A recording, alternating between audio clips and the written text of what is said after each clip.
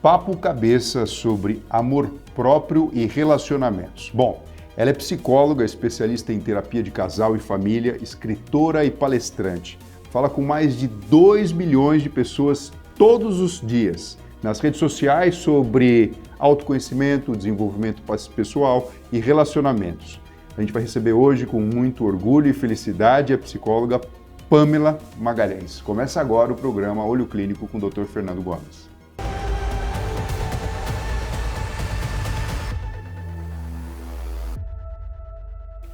Pamela, muito obrigado pela sua participação. Finalmente deu certo. Fiquei muito contente. Eu estava grávida, depois a minha filhinha pequenininha não conseguia vir. Estou muito contente. Obrigada pela oportunidade, né? Pela conversa. Pamela, vamos falar de uma coisa que eu tenho certeza que é o foco do seu trabalho e uma coisa muito importante. Relacionamento. Sim. Você que é especialista, atende muitas pessoas, consegue perceber as nuances, os caminhos que tudo isso tem tomado hoje em dia. O que tem mudado quando a gente fala de relacionamentos no mundo atual? Bom, acho que na era das redes sociais houve uma superficialização das relações. Então hoje você tem um cardápio, né? Parece que você está com uma pessoa e daqui a pouco tem outro na prateleira, parece que tem um menu degustação. Então as pessoas estão com muita dificuldade de aprofundamento de vínculo, a gente vê cada vez menos responsabilidade afetiva, as pessoas estão muito imediatistas, dizem uma coisa, dizem que querem um relacionamento mais consistente, mas também estão bastante exigentes e de uma forma que parece que nada é o bastante, que sempre vai ter uma coisa melhor. E quando a relação acontece, eu vejo uma dificuldade muito grande na construção, na flexibilização, nos ajustes, no exercício da resiliência, do ceder, da conversa, do diálogo. De novo, pelas redes sociais, a gente não tem muito exercitado o diálogo, né? Aquela história de deixa eu te escutar, deixa eu te ouvir, deixa eu te ver, o olho no olho, né? A conversa franca, isso tem sido cada vez mais ficado para trás, né? Tem ficado cada vez mais antigo. Eu acho que isso sim reflete nas relações. Então tem uma carência gigante. Pamela, eu estava vendo a sua rede social recentemente e vi uma fala sua que eu achei bem bacana, né? Muitas vezes as pessoas querem entender o que está acontecendo, o nome do relacionamento. Né? Então, pegando uma visão bem conservadora e antiga, a gente tem uma fase de paquera, né? A fase do flerte, a fase que, enfim, você não tem nenhum vínculo, você está aberto para aquilo. Depois você tem uma fase do namoro, e na minha época eu lembro que a gente tinha que pedir em namoro e você podia receber... Você podia receber um não assim, e aí você começava a namorar. E na verdade acho que esse era o maior contrato, aliás, é o maior contrato que de fato existe, nem a escritura de casamento ou até o que se pede hoje em dia que faça, alguns advogados falam, olha, faz ali um contrato de namoro e tudo mais, tenha tanto valor quanto a um aceite de namoro pedido, né? E sinceramente a resposta é positiva. Depois disso pode vir um noivado, que pode ser então progredido para um casamento, que geralmente tem uma vinculação civil e religiosa, dependendo do credo da pessoa, e assim sucessivamente. Isso é o tradicional, é o conservador, é o que a gente lê nos livros de conto de fada e escuta das novelas do passado. Mas você falou nessa sua comunicação da importância das pessoas deixarem claro que tipo de relacionamento estão vivendo, e você falou diversos outros nomes, entendeu? Eu queria que você explicasse um pouquinho aqui, porque a gente está no mundo digital, né? Então, assim, o que é contatinho, o que é, e assim sucessivamente, porque tudo acaba sendo um tipo de vínculo ou um tipo de relacionamento que a gente nem entende direito o que é, o ficante, então, o que é isso? Eu vou atropelar tudo que você está falando e vou dizer o seguinte, existem muitos nomezinhos, né, codinome que a gente vai falar, o ficante, o contatinho e tal, mas o que a gente vê na verdade é que chega um momento, para a grande maioria, porque claro que tem as exceções, mas para a grande maioria ainda pega bastante. Ainda, por mais que eu seja desprendido, chega uma hora que eu me envolvo, eu falo que se tem uma coisa que a gente aprende na vida é que não dá para subestimar o coração. É que a gente acha que tem muito controle das coisas e que o racional vai conseguir fazer isso, fazer aquilo, mas no final das contas a gente dá aquela escorregada e quando a gente vê, a gente se apaixona sem querer se apaixonar, a gente se envolve sem querer se envolver, a gente subestima alguns lugares, algumas situações e no final a gente fala, caramba, né, cuspi pra cima, caião na testa. Então, o que era só um contatinho vira o amor da sua vida, o que era só uma ficadinha vira um vício. E aí você percebe que é muito importante esse nome para mim. Então muitas pessoas ficam ali sem saber qual é a hora certa de eu entender se é namoro ou não. Mas já conheço a família dele, não conhece a minha, ou então o contrário, ou então não me assume. Mas eu já tá dormindo em casa, a gente tá morando junto, mas não chama de namoro. Que história é essa? Não me posta nas redes sociais. Então o que a gente percebe é que seja a hora que for, seja 1990, 2000, seja 2024, 2040, eu acho que todo mundo quer se sentir especial. Todo mundo quer saber que, de alguma forma, o outro prioriza. A gente quer se sentir importante. A gente vem para esse mundo na busca do pertencimento. Pertencer e existir. Né? Então, eu quero um nome, eu quero que você diga para mim, eu tô namorando com você, você é importante para mim, você é especial na minha vida. Né? Acho que ainda é algo que, fale o que for, para a maioria é muito importante. No seu livro, Se Amar, Amar e Ser Amado, você fala muito sobre isso, né? Falo. E você acha que o amor próprio e a autoestima, na verdade, são a base de qualquer relação? Eu digo isso porque, no mundo tão, como você mesmo falou no começo aqui, da nossa conversa, né? Tão efêmero, tão... Eu quero isso, mas ao mesmo tempo eu não quero perder aquela outra vivência. Eu quero tudo, né? Por isso vem esses nomes, essas coisas, e aí você falou, olha, mas a grande verdade é que a gente não tem controle sobre tudo isso. E as pessoas querem saber o nome do que estão experimentando. Sim. Né? Você acha que realmente essa base de tudo é uma boa autoestima e um bom autoconhecimento? Sim, eu não acho, eu tenho certeza. Tenho certeza absoluta. Se você não tiver um amor próprio constituído, se você não tiver uma base de noção do teu valor, do tamanho que você é, se você não tiver discernimento dos seus limites, conhecendo os seus contornos, se você não tiver limites ali sobre o que é tolerável, o que não é, o que é aceitável, o que não é, você vai se contentar com migalhas relacionais, você vai ficar querendo se encaixar e se apequenar em um universo pequeno do outro. Você não vai entender nunca a dimensão daquilo que você é e você vai estar o tempo inteiro com a sensação de inferioridade na primeira rejeição que você viver, porque a gente vive muito. Então eu acho que quando você começa a entender o que você quer na sua vida, o que você não quer, e você percebe que relacionamento não é necessidade, mas sim escolha, você não fica na mão de ninguém. Você vai transitar pela vida, você vai conhecer pessoas, você vai perceber os amores que são para a sua vida e os amores que você acha que são da sua vida. Então você vai conseguir se posicionar de uma maneira muito mais saudável nas suas interações amorosas. Sem entender que o outro é uma extensão sua, sem achar que o outro é uma propriedade sua. Então primeiro ame-se, antes de mais nada, ame-se muito, para depois você poder amar alguém e se permitir ser amado, porque é um ponto importante, né? Sim, Nem sempre a gente se permite ser amado. Porque eu imagino o seguinte, né? Existem diversos graus de entrega. Né? Você pode imaginar uma entrega suprema de uma vida a dois e esses outros nomes que a gente dá para o mundo contemporâneo. Né? Entender isso é importante, né? Ou seja, ter uma conversa franca com a outra pessoa. Sim. E eu lembro você dizendo nesse vídeo que, olha, às vezes a pessoa ela adia essa conversa, por quê? Porque de repente você fala, e aí, a gente está namorando? Pode ser que venha uma resposta não. E aí, o próximo passo é, e agora? O que você vai fazer? Então, assim, eu vou sair fora desse relacionamento, porque isso, entre aspas, é uma migalha e eu não quero isso para mim. Né? Eu acho que a gente precisa saber o nosso limite, Fernando. Eu acho assim, eu estou com um caso aqui de uma paciente que eu acho que é um exemplo legal para as pessoas se espelharem de alguma forma.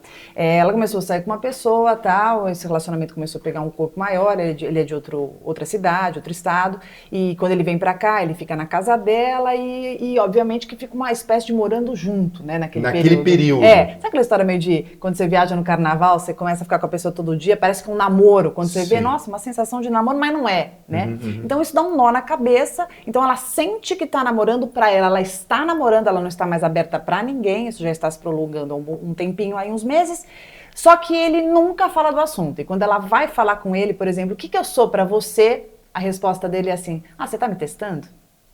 E nessa você está me testando, não gosto disso, tal, vira uma discussão, ela vira a causadora da discórdia daquele momento e a coisa continua enrolada do jeito que está, sem um nome. Ah, mas é importante nome? Ah, mas eu já apresentei você para meus amigos, é importante nome? Aí a gente entra nesse lugar do amor próprio. Sim. Quando eu tenho amor próprio, eu entendo que existem coisas que são muito importantes para mim.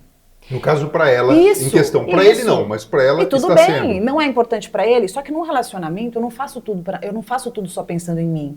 Para um relacionamento dar certo, eu preciso olhar para você. Eu preciso entender também que existem coisas que para mim não são tão importantes, mas para você são.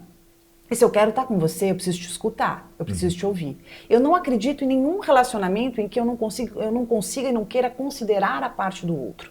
Uma vez que eu percebo que o outro está fechado para algo que é essencial para mim, de novo, baseado no meu amor próprio, eu vou dizer para você assim, olha, Fernando, é o seguinte, se você não quer dar um nome para isso é muito importante para mim, então daqui para frente a gente não vai ficar junto.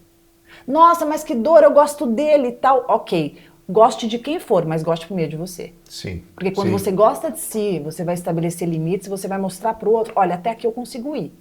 Depois disso, eu vou me machucar.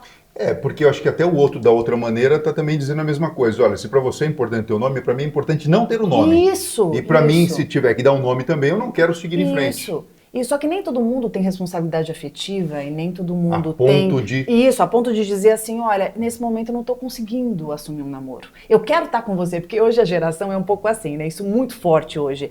Eu quero estar com você, mas eu não quero te namorar. Eu quero estar com você, mas eu quero continuar solteiro também. Eu quero curtir isso que a gente tem, eu quero ser o seu namorado, mas não sei se eu quero que você seja minha namorada. Então, essa condição hoje muito frequente bate um pouco nesse lugar de que, eu quero curtir alguém, eu quero ter alguém lá que eu tenho confiança, que eu tenho uma história, mas não quero largar minha solteirice, eu quero continuar com meus contatinhos. Então, esse mecanismo de hoje dá um nó na cabeça de muita gente. Contatinhos são as paqueras, né? Isso, traduzindo. Que pode rolar alguma coisa ou não. Contatinho é aquela pessoa que você fala, que às vezes você saiu, você não saiu, uma paquera, ou quase foi, aquele quase, tal, saiu uma noite, saiu algumas, tal. Não efetivou, ou efetivou e não tá mais, mas você não fecha o ciclo. Você não fecha a história. Fica meio assim, à deriva, né? Entendi. Continua ali. Eu falo que são as portas abertas que você mantém da sua vida. Várias portinhas abertas que vira e mexe, ou melhor, vários lugares que você tem a chave. Sim. Você tem a chave da porta? Sim. E assim, você não devolve a chave. Eu lembro que no consultório, quando o paciente deixava de ser meu paciente, ele devolvia a chave para mim. Porque eles tinham a chave da clínica. E no relacionamento dos contatinhos é isso, a pessoa não devolve a chave. Então eles tinham a chave da clínica, entravam, e quando era chegavam no final de tudo, simboliza. Um símbolo forte, um símbolo né, fortíssimo de vínculo, porque na terapia é um vínculo. Agora, quando o paciente estava ambivalente, ele não estava conseguindo continuar por alguma razão, mas ele não queria perder aquele lugar, ele parava a terapia, mas não devolvia a chave. Sim. E isso que acontece em muitos relacionamentos. Sim. Isso pode ser um problema, ou isso é um problema. Eu acho que as pessoas que não fecham essas portas, as pessoas que ficam mantendo muitos contatinhos, muitos ou alguns não importa, mantendo os contatinhos, embora a escolha nesse momento, numa relação monogâmica, tocar um relacionamento em que diz que ele é minha prioridade, ela é minha prioridade e vice-versa, eu acho que sempre vai ter uma dificuldade de entrega plena. Tanto assombra essa relação da outra parte, porque isso pode espirrar em algum momento, quanto a própria pessoa. São pessoas que não têm tanta segurança e certeza de suas escolhas. São pessoas que parece que sempre quer manter um pé na areia, um pé no mar. Pessoas que não conseguiram se entregar por completo. Pessoas que ainda não estão muito claras dentro delas mesmas o que elas querem para si. Agora, Pamela, será que isso não é a maioria das pessoas dessa geração de hoje em dia? Olha, eu diria que não é nem só dessa geração. Eu acho que isso é do ser humano. O ser humano ele tem uma dificuldade imensa de comprometimento. O ser humano ele gosta das coisas enquanto as coisas dão muito bem para ele. Quando começa a ter um pouco de dificuldade, não sei. Não sei, isso para trabalho, para relação de amizade, para sociedade, para tudo. Por isso que as pessoas que prosperam, as pessoas que têm a manutenção do sucesso, as pessoas que chegam em algum lugar, as pessoas que têm diferencial, seja num relacionamento amoroso, seja profissional que for, são as pessoas que lidam com as adversidades, são as pessoas que trabalham a sua resiliência, que se transformam frente às adversidades. São as pessoas que elas vão sempre exigir mais delas para que as coisas deem certo. Porque não tem jeito, nessa vida, para que alguma coisa aconteça e para manter alguma coisa, você vai ter que suar a camisa. Suar a camisa não é cair em relação abusiva e nem entrar num burnout profissional. Suar a camisa é você entender que para tudo você vai ter que arregaçar a manga e você vai ter que sair do seu próprio mundo, do seu próprio umbigo, que você vai ter que olhar assim, mas também olhar o outro. Eu acho que só assim a gente chega em algum lugar. E isso funciona 100% para os relacionamentos? Acho. Não existe relacionamento duradouro, com sucesso, que não teve suas crises. E essa entrega precisa ser bilateral? Eu digo assim, precisa ser uma espécie de um espelho mesmo? Se não tiver investimento mútuo, se não tiver proporcionalidade de interesse, se eu não quiser que dê certo e o outro também não quiser que dê certo, se eu não abrir mão de alguma coisa, se o outro não abrir mão, se a gente não entrar em acordo, se a gente não se escutar, se a gente não se alinhar, a gente não vai chegar a lugar nenhum. Olha, essa foi uma coisa muito curiosa, porque assim, matematicamente faz muito sentido, né? Agora eu acho que quando vai para a parte emocional é difícil de trabalhar e vivenciar. Vamos imaginar duas pessoas que de repente decidem uma vida a dois e entrega total. Tá. De repente um deles já não está mais tão interessado naquela proposta inicial. Tá. A outra pessoa percebe. Tá. Então aí ela precisa acionar, ou pelo menos olhar para a autoestima dela e decidir se ela vai querer seguir em frente ou não. Não é uma questão de conquista. Então, antes disso, ela vai ter que conversar com essa pessoa. Antes disso, ela vai tentar entender o que está acontecendo. Então, se os dois eles estão caminhando para um lugar juntos, eles estão de mão dada, essa mão vai se afastando, vai se desconectando, porque a vida ela tem muitas exigências. Como eu falei, não tem um relacionamento duradouro que você não vai passar por muitos obstáculos. Uhum. Então, a gente vai mudando, muita coisa vai acontecendo no universo particular individual de cada um. Tem aquilo que a gente tem junto, mas tem aquilo também que é de cada pessoa. Que é o universo psíquico, né? Natural. Não estamos nem falando de obrigações. Tem aí os tropeços da vida. A vida não é assim, tem dia que faz sol, tem dia que é chuva, então assim funciona.